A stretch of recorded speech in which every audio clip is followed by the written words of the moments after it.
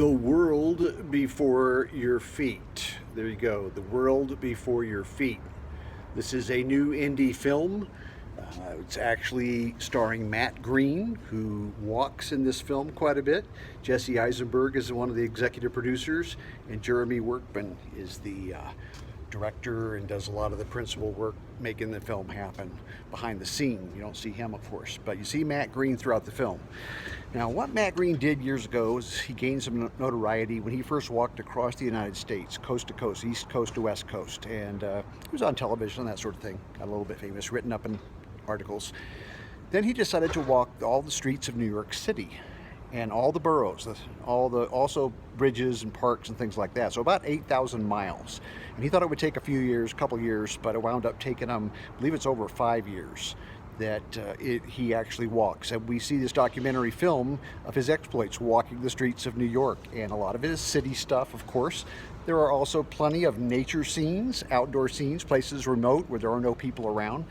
It's very unusual film, introspective, and I have to say it paralleled my experiences over the last few years.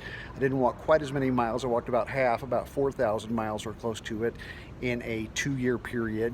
Most of mine was in Denver, in the Denver metro area, and smaller towns and remote areas, as well as city stuff. Mine was done at night, almost all exclusively at night on the nights that I was off work, because I worked the graveyard shift then.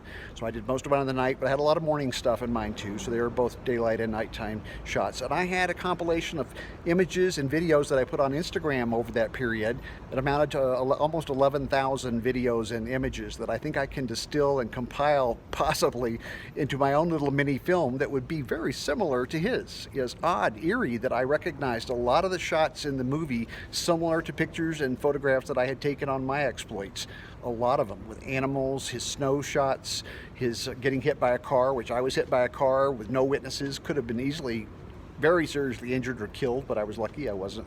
There were other incidents in the film that I related to his being in nature, with the trees, the animal shots, the people experiences, people accosting him for making videos and taking pictures everywhere he went, because he documented everything, and that's what I did all that time. And I posted mine on Instagram, but he put his on a blog, and you can look his up. It's called something like Walking the Streets of New York, and you can go to his website. However, I really found it a fascinating film, and I really was also just overjoyed at the beauty of the film, the simplicity of what he was doing.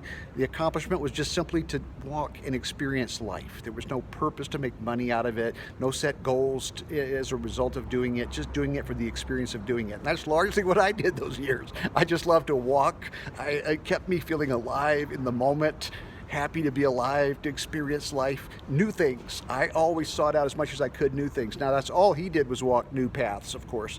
I did a lot of familiar ones in my period of time, but I, as much as possible, got out there to see new things every time I could.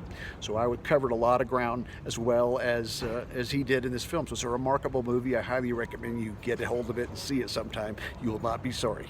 All right, that's my film pick for the month.